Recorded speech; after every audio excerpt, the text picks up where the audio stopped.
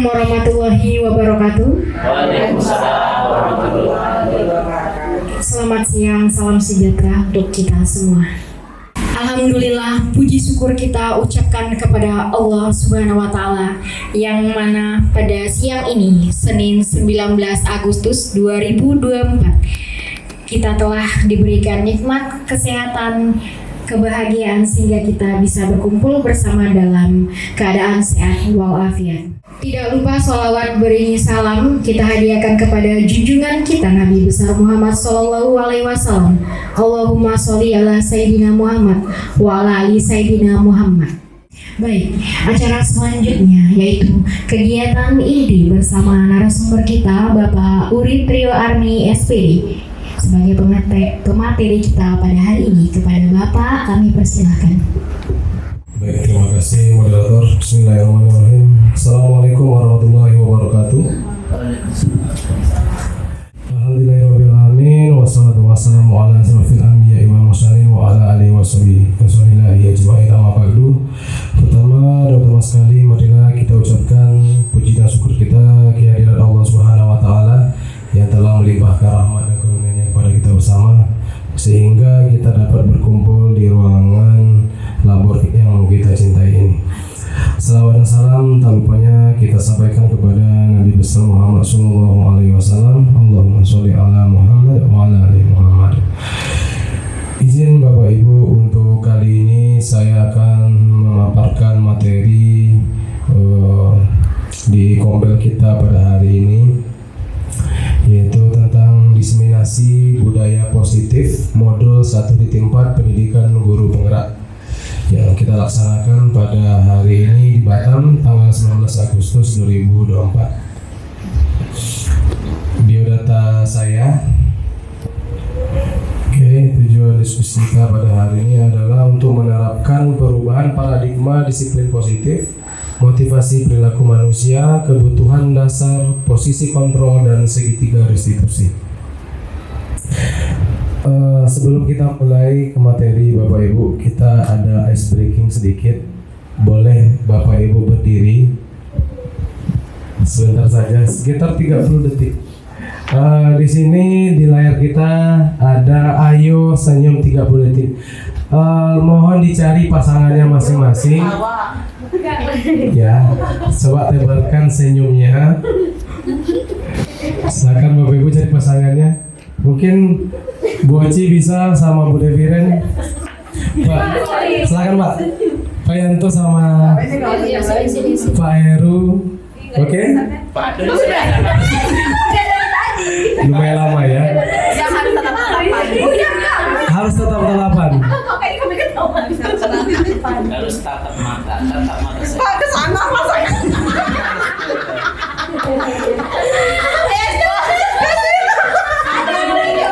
2, 3, oke. Silakan tatapan. Iya. 30 detik. Senyum. Jangan tertawa. Usahakan jangan tertawa. Senyum saja. Kalau tertawa berarti Bapak Ibu sudah merelaksasi diri. Nah, tujuannya seperti itu. Oke, terima kasih sudah 30 detiknya. Silakan duduk kembali Bapak Ibu. Kita lanjutkan. Baik, untuk hari ini materi yang akan saya sampaikan adalah yang pertama disiplin positif, yang kedua motivasi, hukuman dan penghargaan, yang ketiga kebutuhan dasar manusia, yang keempat ada restitusi. Baik, disiplin positif menurut Ki Hajar Dewantara, ya, di mana ada kemerdekaan, disitulah harus ada disiplin yang kuat. Nah, disiplin itu bersifat self-disiplin, yaitu kita sendiri yang mewajibkan kita dengan sekeras-kerasnya. Artinya semua kembali terhadap diri masing-masing melalui hati nuraninya. Kitalah yang memaksakan diri kita tanpa dipaksa oleh orang lain. Disiplin positif itu bagaimana cara kita mengontrol diri, menguasai diri, dan bertanggung jawab untuk memilih tindakan yang mengacu pada nilai-nilai yang kita hargai, yang terutama pasti nilai kebajikan atau nilai yang bersifat positif. Disiplin diri dapat membuat murid memahami dan meyakini dari motivasi internal. Ya, internal artinya dari dalam diri, bukan karena paksaan, pujian ataupun hukuman.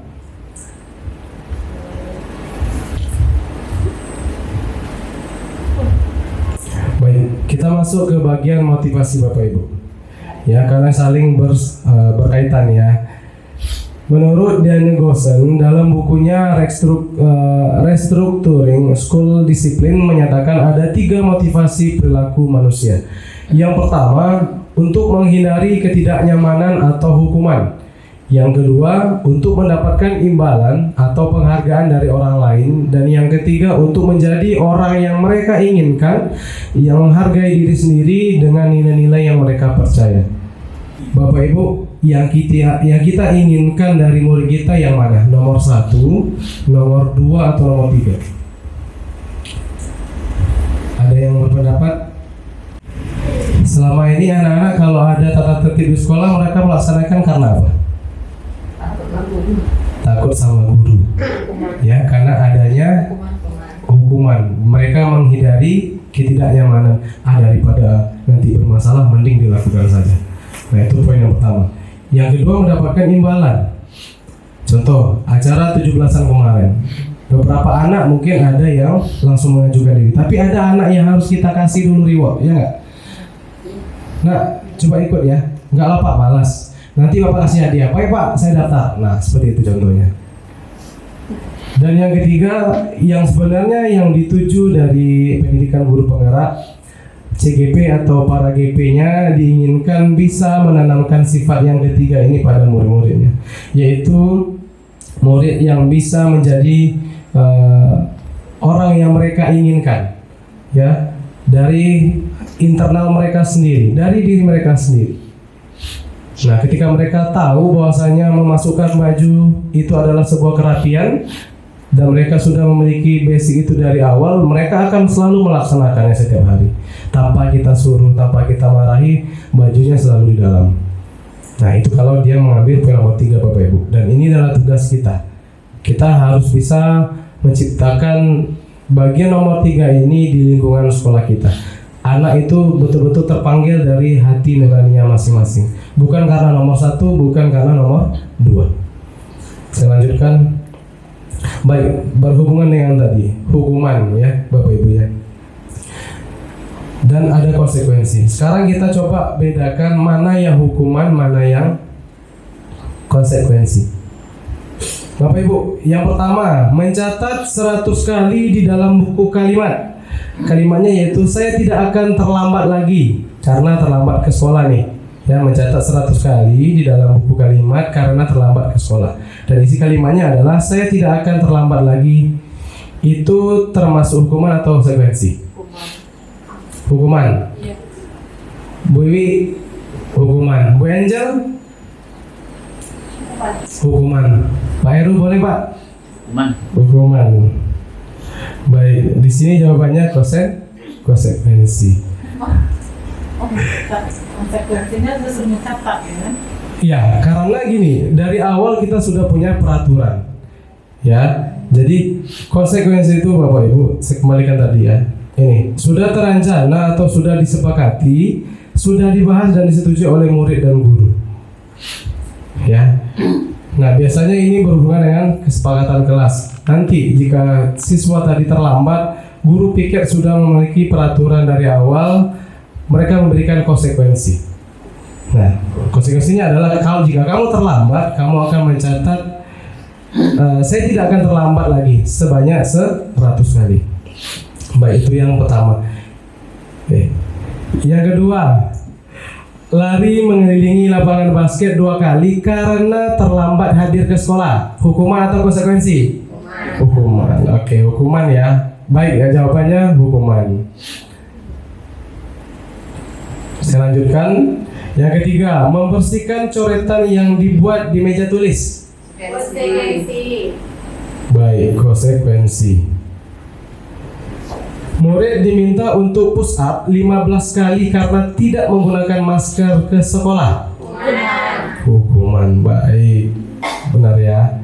Menggantikan kertas tugas teman yang telah dicoret-coret. Konsekuensi. Baik. Berjemur di lapangan basket pukul 12 siang karena mengobrol dengan teman. Konsekuensi itu hukuman? Hukuman. Ini bagian yang kedua setelah hukuman tadi ada penghargaan. Menurut Alfikon mengemukakan baik penghargaan maupun hukuman adalah cara-cara mengontrol perilaku seseorang yang menghancurkan potensi untuk pembelajaran yang sesungguhnya. Menurut Kon, secara ideal tindakan belajar itu sendiri adalah penghargaan sesungguhnya. Jadi gini Bapak Ibu, logikanya seperti ini. Ketika Bapak Ibu memberikan hukuman atau memberikan penghargaan dalam anak melakukan sesuatu, itu secara tidak langsung menghancurkan potensinya. Nah, maksudnya seperti ini. Contoh seperti yang saya bilang di awal tadi, ketika ada lomba 17-an, kita memberikan motivasi anak itu dengan memberikan self reward lah. Yang mau ikut nanti Bapak kasih hadiah, yang juara nanti Bapak kasih hadiah. Oke, secara tidak langsung itu sudah memotivasi anak untuk berbuat, tapi sifatnya hanya sementara. Dan dia hanya fokus motivasinya adalah hadiah reward tadi, bukan dari dirinya. Nah, karena kita malah apresiasi anak-anak yang ketika suruh apapun lomba dia ikut. Nah, kita lebih suka anak seperti itu sebenarnya. Dan itu yang kita tuju Bapak Ibu. Ini ya, penghargaan pengaruh jangka pendek dan jangka panjang. Nah, yang pertama, penghargaan efektif itu jika kita menginginkan seseorang melakukan sesuatu yang kita inginkan, namun hanya dalam jangka waktu pendek. Itu dalam bentuk penghargaan.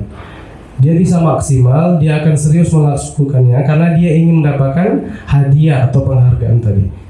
Dan yang kedua, jika kita menggunakan penghargaan lagi dan lagi, maka orang tersebut akan bergantung pada penghargaan yang diberikan, serta kehilangan motivasi dari dalam dirinya. Nah, jadi anak itu Bapak Ibu tidak dari internalnya atau intrinsiknya, malah dia hanya terpaku karena adanya motivasi atau reward yang kita berikan. Dia fokus ke reward tadi, bukan dari dirinya. Jadi dia terpanggil bukan karena oh ini bagus nih, ini efeknya positif, tapi tidak. Mereka fokusnya, motivasinya adalah penghargaan atau hadiah tadi. Kita lanjut ke kebutuhan dasar manusia. Manusia itu memiliki 5 kebutuhan dasar. Yang pertama adalah bertahan hidup. Yang kedua adalah kasih sayang dan rasa diterima. Yang ketiga kebebasan. Yang keempat kesenangan. Dan yang kelima penguasaan. Kebutuhan bertahan hidup Bapak Ibu yang disebut juga sebagai survival adalah kebutuhan yang bersifat fisiologis untuk bertahan hidup, misalnya makan, ya, tempat tinggal, rumah, dan kebutuhan kesehatan dalam dirinya. Kebutuhan biologisnya sebagai bagian dari proses reproduksi, termasuk kebutuhan untuk tetap bertahan hidup. Ya, untuk berkembang biak itu juga termasuk ke dalam kebutuhan bertahan hidup. Kita lanjut. Kebutuhan yang kedua adalah kasih sayang dan rasa diterima. Kebutuhan ini meliputi kebutuhan dan akan hubungan dan koneksi sosial. Kebutuhan untuk memberi dan menerima kasih sayang. Jadi Bapak Ibu, anak itu sangat membutuhkan kasih sayang. Ya, kalau kita hubungkan dengan permasalahan di sekolah ya, karena kita tidak tahu apakah anak itu kebutuhan yang 5 ini terpenuhi atau tidak. Ya, nanti kita akan bahas Bapak Ibu ya setelah ini. Yang ketiga, ada kebutuhan akan penguasaan. Ya, penguasaan ini adalah kebutuhan yang berhubungan dengan kekuatan untuk mencapai sesuatu, kompetensi, atau menjadi terampil, yang mana dia ingin diakui atau prestasinya dapat didengar dan memiliki rasa harga diri. Nah, kebutuhan ini memang harus ada ya di setiap anak kita. Coba kita tanamkan bagaimana mereka bisa ada jiwa daya saing mereka saat mereka belajar, saat mereka di dalam kelas. Nah, bagaimana cara kita menimbulkan anak ini memiliki motivasi yang sangat lebih agar mereka bisa memiliki harga diri.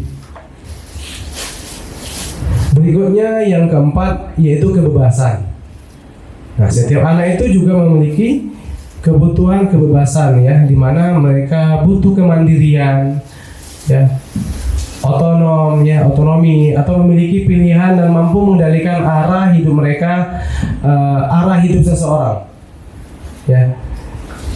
Anak-anak dengan kebutuhan kebebasan yang tinggi menginginkan pilihan, mereka perlu banyak bergerak. Jadi suka mencoba-coba, tidak terlalu terpengaruh orang lain dan senang mencoba hal baru yang menarik. Ya, Bapak Ibu, kita lihat di sekolah kita ini sangat banyak kita lihat kebebasan. Ya, kadang ada yang dulu pernah lompat dari lantai 2 ya. Pernah. Yang tidak patah. Iya. Nah, mereka ingin mencari kebebasan. Jati diri mereka itu di mana? Putar ya. Dan apalagi Bapak Ibu, biasanya di sekolah kita apa? Mencerminkan kebebasan anak-anak kita. Cabut. Tidak membuat PR. Banyak sekali permasalahan yang timbul karena mereka di kebebasan ini kita tidak belum memenuhi kebutuhan mereka untuk apa yang mereka inginkan selama ini. Benar. Oke, kita lanjutkan Bapak Ibu. Yang terakhir adalah kesenangan, ya, di mana kesenangan ini adalah kebutuhan untuk merasa senang. Jadi dia pengen senang aja, meskipun salah yang dilakukan, anak ini tetap ingin kesenangan. Ya, menjambak rambut kawan mungkin, ya, mematahkan sapu, seperti yang tadi terjadi ya, Iya. Pak Tambah. Nah, itu kesenangan bagi mereka Bapak Ibu. Karena mungkin di rumah mereka dikekang atau tidak mendapatkan hal ini, dan akhirnya mereka mencari perhatian di sekolah. Nah, ini murni semua kebutuhan ini pasti dimiliki semua orang. Tapi kembali lagi bagaimana cara seorang diri anak itu bisa membawakan 5 kebutuhan ini untuk yang hal positif. Lanjut Bapak Ibu, berikutnya ada 5 posisi kontrol ya. Jadi di sini peran kita guru ada 5 posisi yang kita gunakan ketika ada anak yang memiliki permasalahan di sekolah. Yang pertama, sebagai penghukum. Yang kedua, pembuat orang merasa bersalah. Yang ketiga, teman. 4, pemantau. Dan yang kelima, manajer. Nah, kita akan tonton video setelah ini Bapak Ibu. Coba diresapi, diperhatikan baik-baik posisi kita itu sekarang di mana.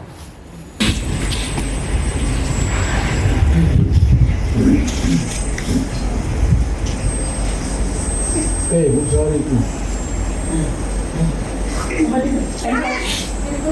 Udah. Sini kamu. Bunyi suara Gina. Kamu terlambat. Kamu deh, pasti terlambat. Apa coba? Alasan kamu apa lagi? Kapan sih kamu tidak terlambat? Malas sekali ya kamu jadi anak. Saya Dasar pemalas. Gak kapok-kapok sih kamu. Sudah berapa kali terlambat? Sana, kamu keliling lapangan basket 2 kali. kenapa saya harus ke lapangan basket, Bu? Kenapa? Kamu ngelawan ibu? Berani-beraninya jawab. Sudah terlambat, masih berani jawab nggak? Sekarang, keliling lapangan basket 5 kali sekalian. Biar kapok. Cepat, pergi sana ke lapangan basket.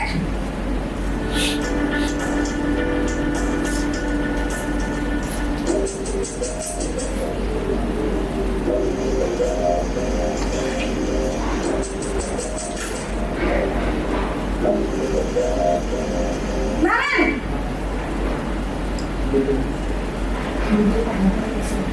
Selamat pagi, Bu.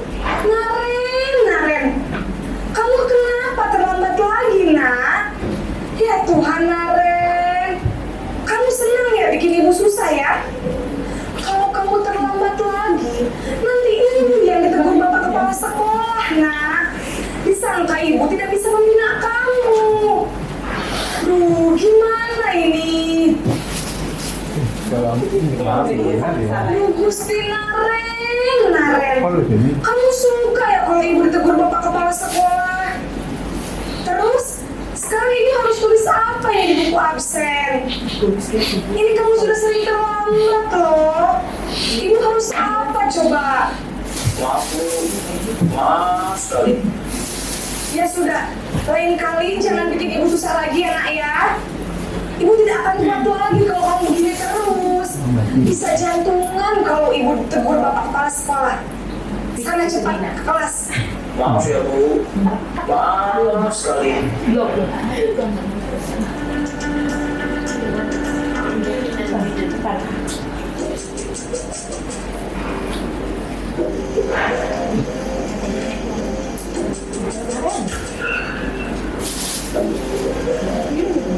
Naren!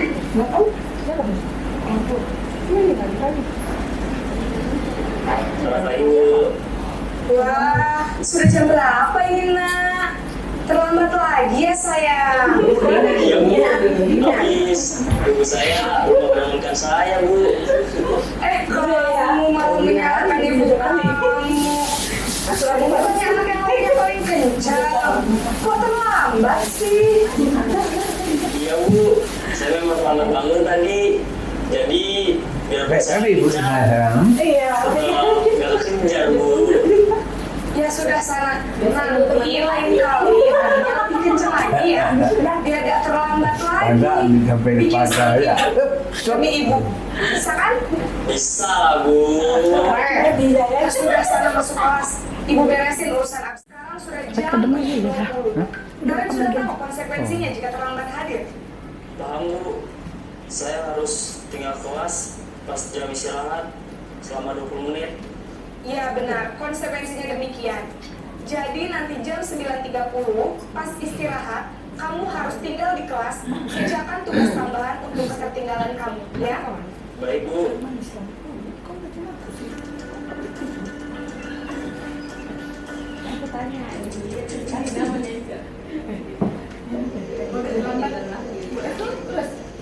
Mana enggak? Kayak tadi Pak tambah nih. Saya ada jam dalam sini. Naren! Mana dong jauh? Anakku maju mundur. Pagi Bu. Kasih dia Selamat pagi Naren. Si Kenzo mana tuh? Saya terlambat. Iya, sekolah masuknya jam 7, sekarang sudah jam 7.20. Jadi sekarang bagaimana ini Naren? Maaf Bu, saya lupa setel alarm saya semalam. Baiklah, menurut kamu, keyakinan sekolah yang mana yang perlu kamu tingkatkan? Saya nggak yakin. Setuju. Jadi, apakah Naren meyakini prinsip saling menghormati tersebut? Iya Bu, saya meyakininya. Apakah Naren bersedia memperbaiki masalah keterlambatan ini? Bersedia Bu. Bagaimana kamu akan memperbaiki masalah keterlambatan ini? Saya akan coba untuk tidak lupa menyetel alarm saya Bu.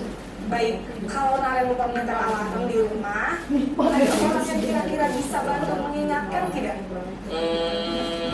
Ada Bu, kakak saya, Kak Emma. Ada lagi selain Kak Emma? Selain Kak Emma, ada ibu saya. Baik, jadi yang mengingatkan Naren adalah Kak Emma dan ibu kamu ya? Kira-kira akan mulai setel alarm kapan nih Naren? Setelah pulang sekolah, akan segera saya lakukan. Baik, jadi Naren akan setel alarm untuk bangun besok pagi dan akan diingatkan oleh kakak dan ibu Naren ya. Ada lagi yang mungkin kamu lakukan Naren agar tidak terlambat bangun lagi? Tidak ada Bu. Baik Naren, terima kasih untuk kerjasama kamu. Sekarang kamu perlu kembali ke kelas untuk belajar. Baik Bu, terima kasih. Nah, setelah video yang saya tampilkan tadi, kira-kira Bapak Ibu itu ada di posisi mana? Untuk saat sekarang ini nih. Sampai saat ini. Kak boleh kasih linknya?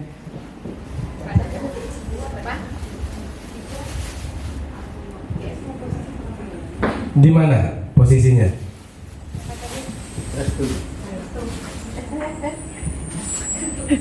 Silakan Bu Restu. Di posisi nomor berapa Bu Restu? Kalau di posisi nomor mana, kayaknya untuk 1 saya pernah, 2 pernah, 3 pernah, 4 pernah, 5 yang belum pernah kayaknya. Tapi dari video tadi seharusnya kita menjadi yang nomor berapa? 5. Ya, 5 yang tadi ya. Baik. Tapi yang sering Bu Restu gunakan untuk menangani kasus siswa yang nomor berapa? 25. Tutup.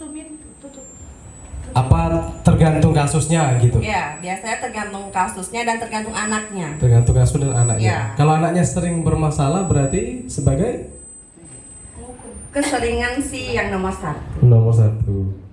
4 juga. Apakah itu Ibu Restu puas setelah melaksanakan atau sudah memberikan hukuman kepada anak? Bu Restu merasa puas tidak? Terkadang kalau dia mengikuti sesuai yang seharusnya, ada perasaan puas. Ya. Tapi kadang-kadang ketika dia tidak mengikuti nih sesuai dengan aturan yang seharusnya, Iya. ada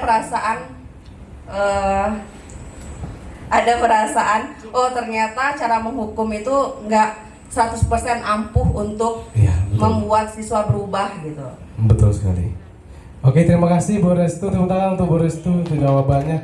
Mungkin boleh satu orang lagi berbagi pengalaman ya ketika kita ada menangani kasus siswa ya. Posisi Bapak Ibu tuh sekarang di posisi yang mana? Yang sering digunakan dan mungkin lebih nyaman gitu. Boleh mengajukan diri atau nanti saya yang tunjuk boleh?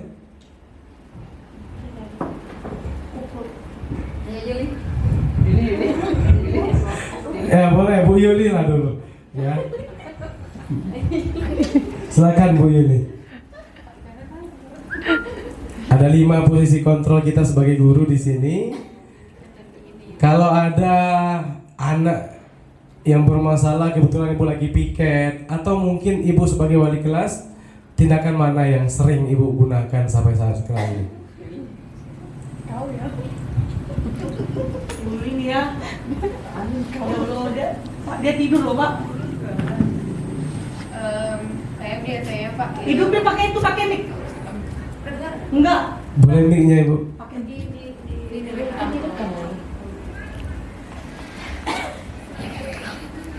ini masalah. Tadi sudah susah. Ya, silakan. Kalau saya Pak posisi 1, 2, 3 biasanya. 1, 2, 3, baik. Itu sekaligus digunakan?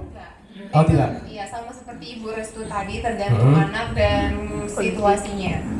Ya oke, baik. Tapi lebih sering yang mana di antara yang 3 ini? Seringnya yang nomor 2 sih Pak. Nomor 2. Ya, sebagai pembuat orang merasa bersalah ya. Iya. Jadi nanti kita lebih menguatkan anak, kok kamu bikin kecewa ibu nih, gitu ya. Nah, nanti ibu pertanggung jawabannya ke kepala sekolah gimana, kan gitu. Apakah itu nanti efektif untuk anak kita enggak menurut ibu? Sejauh ini? Sejauh ini sepertinya masih kurang efektif Pak. Iya. Baik, terima kasih. Oke, tepuk tangan untuk Ibu Yuli atas jawabannya. Baik Bapak Ibu, ya cukup terima kasih untuk 2 orang aja dulu ya. Jadi Bapak Ibu, sebenarnya posisi ini memang sudah pernah dan bahkan kita sering kita lakukan ya. Dan saya juga mendengar tadi beberapa poin dari Bu Restu dan Ibu Yuli bahwasanya kita menggunakan posisi ini tergantung situasi dan kondisi atau tergantung siapa anak yang kita tangani. Nah, biasanya dengan anak yang sering bermasalah, nah tadi Bu Restu menjawab dengan memberi hukuman. Nah, tidak pernah jera jika dia melakukan ada rasa puas. Jika tidak masih belum gitu ya, masih belum tercapai hakikat penanganan anak secara efektif. Jadi Bapak Ibu, posisi yang terbaik menurut pembelajaran saya ya, di pendidikan guru penggerak itu adalah posisi manajer, yaitu posisi nomor 5. Nah, Bapak Ibu, setelah ini ada video ya. Di sini videonya berhubungan dengan restitusi ya. Jadi ada 3 tahapan yang akan kita laksanakan untuk menyelesaikan kasus orang anak, yaitu melalui tahapan yang namanya segitiga restitusi. Yang pertama, menstabilkan identitas. Yang kedua, validasi tindakan yang salah. Dan yang ketiga, menanyakan keyakinan. Saya akan putarkan sebuah video Bapak Ibu. Dan ini adalah posisi kontrolnya sebagai manajer ya.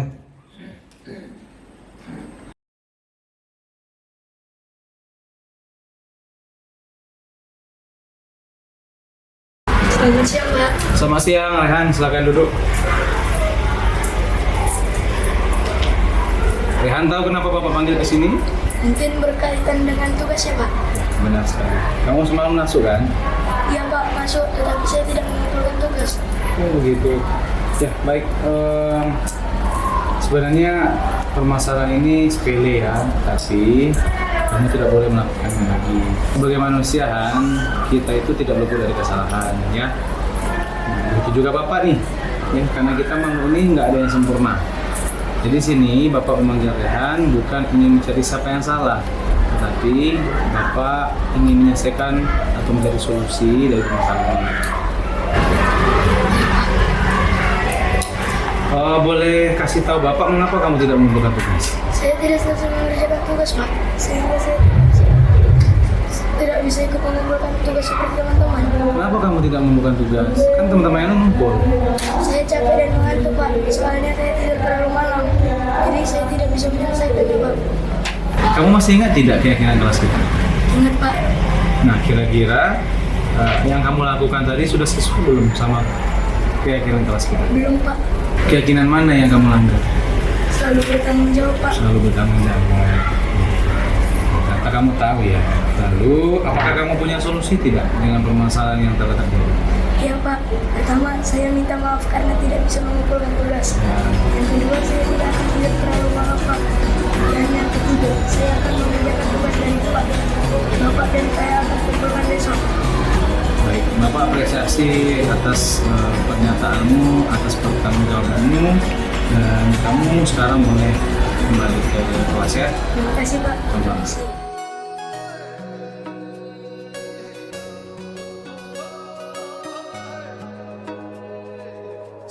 Selamat pagi Rana. Pagi, Pak. Rana tahu tidak kenapa Bapak panggil ke sini? Tahu, Pak, karena saya datang terlambat. Nah, jadi sekarang Bapak mau tanya, apakah datang terlambat itu sebuah kesalahan bukan? Iya, Pak. Saya melakukan kesalahan karena datang terlambat. Nah, jadi Bapak manggil Rana ke sini bukan mencari siapa yang salah. Bapak juga pernah melakukan kesalahan, ya. Kadang Bapak datang terlambat ke sekolah, kadang Bapak juga terlambat masuk ke kelas. Nah, jadi Bapak ingin tahu nih, kira-kira apa alasan Rana kok bisa datang terlambat ke sekolah? Karena saya bangun kesiangan, Pak. Kesiangan tadi ya? Kenapa bangun kesiangan? Maaf, Pak. Saya semalam menghafal untuk tes di masjid. Makanya saya tidur agak malam, Pak. Gitu. Berarti kamu harus lebih bisa mengatur waktu Rana, ya. Nanti waktu tidurnya juga harus dijadwalkan lagi. Nah, kamu masih ingat tidak apa kesepakatan kelas kita? Iya, Pak. Datang tepat waktu. Itu kesepakatan yang sudah disepakati ya semua siswa kita yang ada di samping itu nanti datang. Baik, nah kira-kira bagaimana cara Rana untuk memperbaikinya? Saya akan menghafal saat senggang, Pak, dan tidak tidur kemalaman lagi. Oke. Baiklah, semoga yang kamu katakan barusan bisa kamu laksanakan ya Rana ya. Bapak berharap kelas kedepannya kamu tidak bangun kesiangan lagi, tidak terlambat lagi ke sekolah, dan semoga hafalan untuk ke masjidnya bisa dipermudah ya. Oke, ini itu aja. Terima kasih banyak. Silakan istirahat dulu. Ya, Pak. Terima kasih.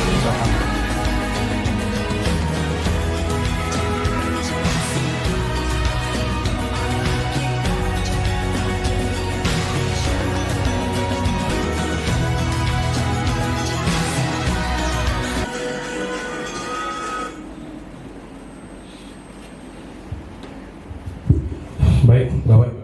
Itu sedikit potongan video ya, mencontohkan mengatasi masalah anak itu sebagai posisi kontrol kita adalah sebagai manajer, yaitu dengan cara segitiga restitusi. Ya, seperti yang tadi, yang pertama menstabilkan identitas. Ya, ketika dia punya rasa salah, kita sampaikan sama dia, Bapak juga pernah salah loh. Nah, jadi kalau kita punya salah itu wajar. Nah, tapi dengan ada penguatan, tapi jangan diulangi lagi, ya gitu Bapak Ibu. Nah, yang kedua, validasi tindakan yang salah. Setelah kita stabilkan identitas dia sudah merasa tenang karena kita ada di posisi dia, kita mendukung dia. Nah, nanti baru kita validasi tindakan dia yang salah. Kamu tidak mengumpulkan tugas, kenapa? Ditanya lagi Bapak Ibu. Karena saya ketiduran Pak, tadi katanya ya dalam video ya. Saya ketiduran dan saya tidak bersemangat untuk mengerjakan. Akhirnya saya telat mengumpulkan tugas. Nah, kita sampaikan sama dia, sama anak kita tadi atau murid kita, bahwasanya tindakan yang dilakukan dia itu telah melanggar keyakinan kelas. Ya, keyakinan itu berasal dari peraturan ya Bapak Ibu ya, atau kesepakatan tata tertib yang sudah ada itu sekarang dibahasakan dengan keyakinan. Nah, kenapa keyakinan? Karena keyakinan berawal dari diri, dari hati nurani. Ya, kita coba menggali perasaan hati nurani anak-anak kita ini atau murid kita di sekolah. Mereka tahu akan aturan biar mereka merasakan sendiri dari dirinya. Nah, jadi tidak lagi ada paksaan, tidak ada lagi penghargaan, ya. Bukan tidak boleh kita kasih reward, tidak, tapi kita coba bawa dia dengan hati nurani sendiri. Dia yakin tidak dengan nilai ketika dia tahu kerapian rambut seperti ini, bahwa manfaatnya nanti bagus bagi dia nggak tekan ke hukuman. Nah, anak itu akan aman sepanjang hari, kan seperti itu. Jadi mereka meyakini diri sendiri, ya. Jangan sampai kita sebagai wali kelas, nak, kamu potong rambut ya, biar nanti bapak belikan pop ice setiap minggunya. Nah, dia memang akan melaksanakan, malahan maksimal, tapi itu dilaksanakan karena motivasinya pop ice tadi, bukan karena dari diri dia. Nah, seperti itu Bapak-Bapak, kurang lebih dalam penanganan kasus atau masalah siswa kita di sekolah, ya kita pakailah posisi yang kelima tadi, yaitu posisi kontrolnya sebagai manajer. Nah, ini yang saya perhatikan ya Bapak Ibu, ini pengalaman pribadi lah. Yang selama ini saya perhatikan di sekolah, yang sudah menjalankan posisi ini saya lihat memang ibu kepala sekolah. Ketika ada anak yang terlambat, ibu pasti menanyakan, kenapa kamu terlambat? Ditanyakan semuanya. Ada menstabilkan identitas di situ, ada validasi tindakan yang salah dan menanyakan peraturan sekolah. Ya, yang disebut sekarang keyakinan sekolah. Nah, bagusnya Bapak Ibu, kita sebagai guru ya harus diusahakan kita menggunakan posisi kontrol yang kelima ini, yang nomor 5 ini, dimana posisi kita tenang bawaannya, ya, posisi dimana kita tidak menghardik anak, tidak pakai emosi, memakai ketenangan dan menyelesaikan masalah secara baik-baik. Dan saya yakin berdasarkan teori ini, anak-anak lebih cepat merespon ya gurunya. Mereka merasa nyaman karena mereka bisa bercerita di situ. Seperti itu kurang lebih Bapak Ibu. Baik Bapak Ibu, sudah sampai di akhir presentasi saya. Mungkin hanya itu saja yang dapat saya sampaikan. Mohon maaf jika banyak kekurangan yang saya sampaikan ya Bapak Ibu. Dan juga di sini saya juga sedang belajar. Saya tidak menggurui Bapak Ibu secara langsung, tapi semoga ini adalah bekal kita ke depannya untuk saling berbagi dan juga memotivasi kita menjadi guru hebat yang lebih baik. Terima kasih. Wabillahi taufiq wal hidayah. Assalamualaikum warahmatullahi wabarakatuh. Waalaikumsalam warahmatullahi wabarakatuh. Saya kembalikan kepada moderator. Oke, terima kasih Bapak Urip. Semoga apa yang dikasih tadi kita dapat ilmunya. Dan kemudian untuk kesimpulan, posisi terbaik yang harus kita lakukan adalah posisi manajer ya Bapak Ibu, yang seperti kita nyimak tadi, dengan cara segitiga restitusi, yaitu menstabilkan identitas, validasi tindakan yang salah, dan menanyakan keyakinan. Oke, terima kasih Bapak Urip. Buang manggis, buang pepaya. Terima kasih adik dan kakak.